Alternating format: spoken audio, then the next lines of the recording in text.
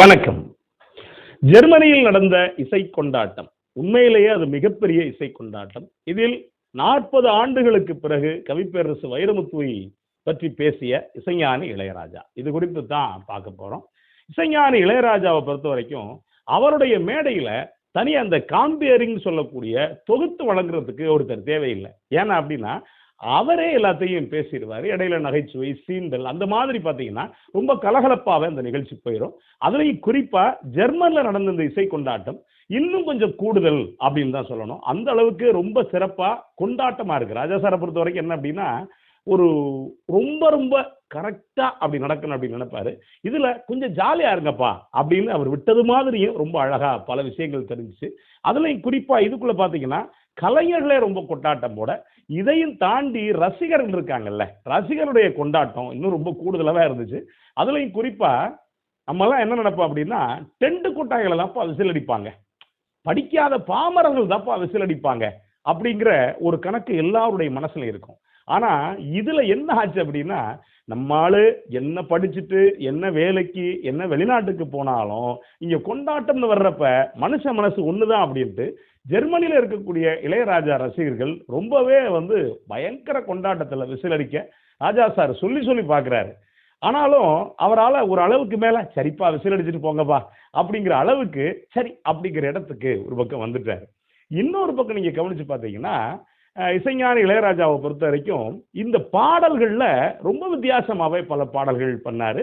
அதுலயும் குறிப்பா ரொம்ப ஜாலி மோடு இருக்குல்ல, அந்த ஜாலி மோடுல அவராவே நிறைய விஷயங்கள் பேசினார். எனக்கு என்ன அப்படின்னா ஒரு இசை பட்டிமன்றத்துக்குள்ள பார்த்தோமோ அப்படிங்கிற அந்த நினைவை இசைஞானி இளையராஜா கொடுத்திருக்காரு.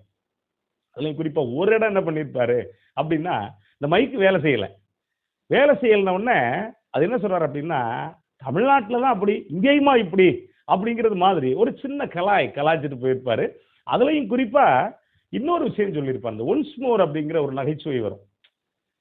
அந்த ஒன்ஸ் மோர்ங்கிற நகைச்சுவையும் அவர் உண்மையிலேயே ஒரு நல்ல நகைச்சுவை பேச்சாளர் பேசினா எந்த அளவுக்கு நமக்கு சிரிப்பு வருமோ அந்த அளவுக்கு அவரே அதை சொல்லி கைதட்டலை இதுக்குள்ள வாங்கியிருந்தாரு. அந்த அளவுக்கு ரொம்ப சிறப்பா ஒரு பக்கம் பண்ணியிருந்தாரு.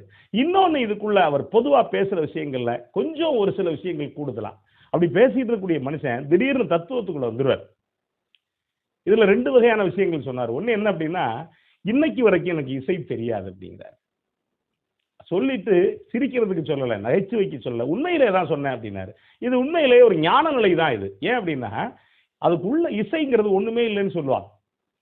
இன்னொன்னு 7 சுரங்களுக்குள்ள எத்தனை பாட்டு, எவ்வளவு போடுறது, எதை பண்றது அப்படிங்கிற ஒண்ணு இருக்கு. எனக்கு என்ன அப்படின்னா ஆச்சரியம்னா ஒரு 84 வயசு வரைக்கும் ஒரு மனுஷன் ஏறத்தாழ இந்த ஆச்சரியம் எனக்கு இன்னைக்கும் விட்டு போகல. ஒரு 15 வயசு கழிச்சிருங்களேன், படிச்சது போக ஒரு 70 வருஷம் ஒரு மனுஷனுக்கு சலிப்பே வராதா? ஒரு 70 வருஷத்துக்குள்ள நான் இன்னும் கத்துக்கிறேன், எனக்கு இன்னும் இசை தெரியல அப்படின்னு சொல்றது இருக்குல்ல, அதுதான் அவரை இன்னைக்கு வரைக்கும் ஒரு மிகப்பெரிய இசைஞானியா, இசை மேதையா அவரை இன்னைக்கு பல விஷயங்கள் தேடுறதுக்கு, பல புதிய இசை பண்றதுக்கான வாய்ப்புகளை அந்த மூளைதான் கொடுத்துருக்கு அப்படின்னு நான் நினைக்கிறேன். எனக்கு இன்னொரு ஆச்சரியம் என்ன அப்படின்னா பல பாடகர்களுக்கு நமக்கு தெரியும் ஏறத்தாழ 50 வயசுல ஒரு சில கலைஞர்களுக்கு குரல் நடுக்க வந்துடும். அதையும் தாண்டி பிச்சு தாண்டி பாட முடியாது, மேல போய் பாட முடியாது. இன்னொன்னு அவங்களுக்கு ஒரு மாதிரி குரல்ல முதுமை வந்துடும். ஆனா இசைஞானி இளையராஜா இப்ப 84 வயசு ஆரம்பிச்சிருச்சு, 83 முடிஞ்சு 84 வயசுல அவரு ரொம்ப அழகா எவ்வளவு பாட முடியுமோ அவ்வளவு அழகா அந்த குரல்ல நடுக்கம் இல்லாம அதே நேரத்துல அந்த ஜாலி மூடுல என்ன மாதிரி பாடணுமோ அதே மாதிரி இதுக்குள்ள ஒரு பக்கம் பாடுறாரு. இன்னொன்னு நினைச்சிருந்தா இதுக்குள்ளே ஆட்டோ டியூன் போடலாம். ஆட்டோ டியூன்னா என்ன அப்படின்னா ஒரு பாட்டு ஓடிக்கிட்டு இருக்கப்ப நீங்க ஆட்டோ டியூனை கொடுத்துட்டீங்க அப்படின்னா அதுள்ள நடுக்கம் வந்தாலோ இல்ல வேற ஏதாவது ஏத்த இறக்கம் இருந்தாலோ அதாவது பிச்சில் சரி பண்ணக்கூடியது. ஆனா இசைஞானி இளையராஜா அவர் இசையமைச்ச பாட்டுலையும் அது மாதிரி பண்ணல, அதே மாதிரி அவர் பாடும்போது லைவ்லையும் அது மாதிரி பண்ணல. இன்னொன்னு 84 வயசுல ஒரு மனுஷன் உட்கார்ந்துக்கிட்டு பண்ணலாம். பல பேர் பட்டிமன்ற பேச்சாளர்கள் 60 வயசுல உட்கார்ந்துக்கிட்டு பேச ஆரம்பிச்சிருவாங்க. ஆனா கிட்டத்தட்ட ஒரு 3 மணி நேரம் 3.5 மணி நேரம் நடக்கக்கூடிய ஒரு இசை நிகழ்ச்சியில ஒரு கலைஞன் முழுக்க முழுக்க நின்றுக்கிட்டு அந்த இசை குறித்து பேசுனது இருக்குல்ல, அவர் பாடினது இருக்குல்ல, பல பேருக்கு அதுவே மிகப்பெரிய உத்வேகமா ஒரு பக்கம் இருந்திருக்கும்.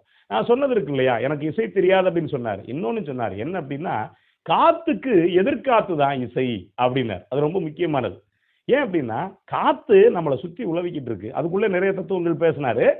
காத்து நம்மளை சுத்தி உழவிக்கிட்டு இருக்கு.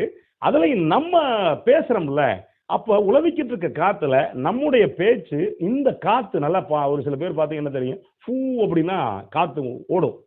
அப்ப இந்த எதிர்காத்து தான் போயிட்டு அது இசையாகுது அப்படின்னு ஒரு பக்கம் ரொம்ப அழகாவே சொன்னாரு. இப்படி பல விஷயங்கள் பேசிக்கிட்டு இருந்தவர் நத்திங் பட் என்று சொன்னது ரொம்ப சிறப்பா இருந்துச்சு. ஏன்னா காத்து தாப்பா வேற ஒண்ணும் இல்ல, நான் இதை வச்சுதான் நான் பண்ணேன் அப்படின்னு சொல்லி சொன்னாரு. இதுல பெரும்பாலான பாடல்கள் நம்ம கொண்டாட்டத்துல இருந்துச்சு. அதுல இன்னொரு விஷயம் இருந்துச்சு, என்ன அப்படின்னா தன்னுடைய வாழ்க்கை குறித்தும் பேசினார். ஏன்னா அவங்க அம்மா பணம் கொடுத்தது, அவர் சென்னைக்கு வந்தது, அவங்க அண்ணனுக்கு உண்டான நினைவுகள் எல்லாத்தையுமே ரொம்ப அழகா பேசினார். இன்னும் சொல்ல போனா இதுக்குள்ள கவியரசர் கண்ணதாசனை பத்தி உச்சத்துல வச்சார். எல்லா இடத்துலயும் ஒரு உச்சத்துல வைப்பார். அதே மாதிரி மெல்லிசை மன்னர் எம்.எஸ். விஸ்வநாதனையும் உச்சத்துல வச்சு கொண்டாடினார். அவருடைய யாருக்கிட்ட முதலா உதவியாளரை சேர்ந்தாரோ அவருடைய குருநாதர் ஜி.கே. வெங்கடேஷையும் இதுக்குள்ள அவர் சொல்ல மறக்கல. அதே மாதிரி பஞ்ச அருணாச்சலத்தையும் சொல்ல மறக்கல. எல்லாரையும் ரொம்ப அழகா இதுக்குள்ள கோட் பண்ணி, இன்னொன்னு ரொம்ப ஜாலி மூடுல இதை பண்ணியிருக்காரு. ஆனா கோபமெல்லாம் வருது. அந்த கோபத்தை கட்டுப்படுத்திக்கிட்டு ஒரு பரவாயில்லப்பா அப்படிங்கிறது, அந்த ஒத்துக்கிறது இருக்குல்ல, அது ஏறத்தாழ இசைஞான இளையராஜா இப்பதான் அந்த இடத்துக்கு வந்திருக்காரோ அப்படிங்கிறதையும் நம்ம ஒரு பக்கம் உணர வேண்டியிருக்கு. இதையும் தாண்டி இசைஞான இளையராஜா ஒரு சில விஷயங்கள் என்ன அப்படின்னா, நிலாவே வா செல்லாதே வா அப்படிங்கிற பாட்டு பெண் குரல்ல நம்ம கேட்டோம். பொதுவா ஆண்கள் பாடுற பாட்டை பெண்கள் பாடினா விரும்ப மாட்டோம், பெண்கள் பாடின பாட்டை ஆண்கள் பாடினா விரும்ப மாட்டோம். ஆனா அதுல இந்த நிலாவே வா செல்லாதே வா, அப்புறம் அந்த பொண்ணு கேட்டாங்க இளைய நிலா பொழிகிறது இதயம் வரை நினைக்கிறது அப்படிங்கிற இந்த பாட்டு பாடினாங்க. சரியான கைதட்டல். இதுக்குள்ள இசைஞான இளையராஜா ஏறத்தாழ 2 பேருக்குமான அந்த மனத்தாங்கல் 40 வருஷம் ஆச்சு. 40 வருஷத்துக்கு பிறகு ஆனா பேரை சொல்லாமத்தான் பேசுறாரு. என்ன சொல்றாரு அப்படின்னா, இளையநிலா வரும் வழியில் பனிமழையில் பருவநிலா தினம் நனையும் முகிலெடுத்து முகந்துடைத்து விடியும் வரை நடைப்பழகும் அப்படிங்கிற இந்த வரி. இந்த வரியை சொல்லிட்டு என்ன சொல்றாரு அப்படின்னா, பாத்தியாயா இந்த பனி இருக்கே அது நிலவுக்கு மேல பொழிதான், என்னமா காது ஊத்தி இருக்கான் பாரியா அப்படின்னு சொல்லி ஒரு அன்பின் மிகுதியால கூட சொல்லியிருக்கலாம். இன்னொன்னு மனசுக்குள்ள இருந்தது வாயில வந்திருக்கலாம். அப்படி ரொம்ப அழகா சொல்லியிருக்காரு. சொன்னவர் அடுத்த வரி சொன்னது அதுதான் கொஞ்சம் சங்கடத்தை ஏற்படுத்துச்சு. என்ன அப்படின்னா, கவிஞர் சொல்லியிருக்காரு இழுக்கான பாட்டுக்கு இசை சிறப்பு அப்படின்னு சொல்லி சொன்னார். இந்த பாட்டை போய் இந்த வரிகளை போய் இழுக்கான பாட்டுன்னு சொல்லலாமா அப்படிங்கிறது என் மனசுக்குள்ள அது ஒரு குறுகுறுப்பை ஏற்படுத்துது. 2 பேருக்கும் பிடிக்காம கூட இருக்கலாம். ஆனா எப்பவுமே நீங்க ஒரு பக்கம் கவனிச்சு பார்த்தீங்கன்னா, இசைஞான இளையராஜாவுடைய அந்த இசை, கவிப்பேரரசு வைரமுத்துடைய வரி, இது 2ம் பார்த்தீங்கன்னா சம தளத்துல இயங்கக்கூடியது. இது ஒரு தண்டவாளம், அது ஒரு தண்டவாளம் அப்படின்னா அந்த பாட்டை கொண்டு போய் சேர்க்கறதுக்கு மிகப்பெரிய விஷயமா இருக்கும். அதுலயும் குறிப்பா இந்த இளைநிலா பொழிகிறதே பாட்டு நான் 6ஆம் வகுப்பு படிக்கும்போது என்னுடைய தமிழாசிரியர் முதலா இது இந்த வரியை சொல்றார். வரும் வழியில் பனிமழையில் பருவநிலா தினம் நனையும் முகிலெடுத்து முகம் துடைத்து விடையும் வரை நடைபழகும் அப்படிங்கிறார். எனக்கு அதுக்கு முன்னாடி பயணங்கள் முடிவதில்லை படம் பார்த்ததில்லை. அதுக்கு பிறகு அவர் சொன்ன பிறகு இந்த படத்தை எப்படியாவது பார்த்துடணும் அப்படின்னு நினைச்சேன். இன்னைக்கு நம்ம பார்த்துடலாம். அன்னைக்கு அவ்வளவு சாதாரணமா ஏதாவது ஒரு டென்ட் கொட்டாயில போட்டா நமக்கு அது தெரிஞ்சா போய் பார்க்க முடியும். அது வீட்டில் விட்டா ஒரு 5ஆம் வகுப்பு 6ஆம் வகுப்பு படிக்கிறப்ப அப்ப எனக்கு ஒரு பெரிய கற்பனை விரிஞ்சிச்சு. நிலவு எப்படி வரும், முகில்ங்கிற கர்ச்சீப்பை எடுத்து எப்படி முகம் துடைக்கும், அப்போ எப்படி நடைபழகும், ஏன்னா சின்ன குழந்தை தான் நடைபழகும், எப்படி நடைபழகும், இப்படியான ஒரு மிகப்பெரிய கற்பனை எனக்குள்ள ஏற்படுத்துச்சு. அப்ப நமக்கு கிட்டாரு கீபோர்டு எதுவுமே தெரியாது. ஆனா அந்த இசையை அவ்வளவு அழகா ரசிச்சோம். அப்படி இது கவிஞருடைய ஒரு அசாத்தியமான கற்பனை. இன்னொரு பக்கம் இசைஞான இளையராஜாவுடைய அந்த ரொம்ப ரொம்ப அசாத்தியமான காதல் இயற்கை துள்ளக்கூடிய அந்த இசை, எஸ்பிபியுடைய குரல் அவ்வளவு அழகான குரல். அப்படி ஒரு பாட்டுக்குள்ள நீங்க அது எப்படி காது குத்தி இருக்கா அப்படிங்கிறது சரிதான் அன்பின் மிகுதியால. ஆனா அதுக்குள்ள ராஜா சார் போயிட்டு இழுக்கான பாட்டுக்கு இசை நன்று அப்படின்னு சொன்னது நமக்கு ஏதோ அது உடன்பாடு இல்லை. ஏன் அப்படின்னா கவிப்பேரரசு வைரமுத்து கூட 1-2 பாட்டு அப்படி இப்படி எழுதியிருக்கலாம். அதையும் தாண்டி நம்ம நிறைய பாடல்கள் கேட்டிருக்கோம். ஓரங்கா சீரங்கா கொப்பர தேங்காய் மாதிரியான பல பாடல்களுக்கு இதே இசைஞான இளையராஜா தான் இசையமைச்சிருக்காரு. அதே மாதிரி இன்னும் தானா பழுத்த தக்காளிய மூணா உடைஞ்ச முக்காளிய குண்டூரு கோங்குறா கண்டால ரேங்குறா அப்படிங்கிற மாதிரி பாட்டுக்கு இசைஞான இளையராஜா தான் இசையமைச்சிருக்காரு. இது என்ன அப்படின்னா ஒரு இலக்கியத்தரமான ஒரு பாட்டுக்குள்ள நீங்க கற்பனை விரியனுமே ஒழிய அதுக்குள்ள போயிட்டு இது விஞ்ஞானம் நம்ம பார்க்க முடியாது. ஆனா அதே நேரத்தில் அந்த பாடல்கள், நான் ஒரு 3 பாட்டு சொன்னேன், இது மாதிரி நிறைய பாடல்கள் இருக்கு.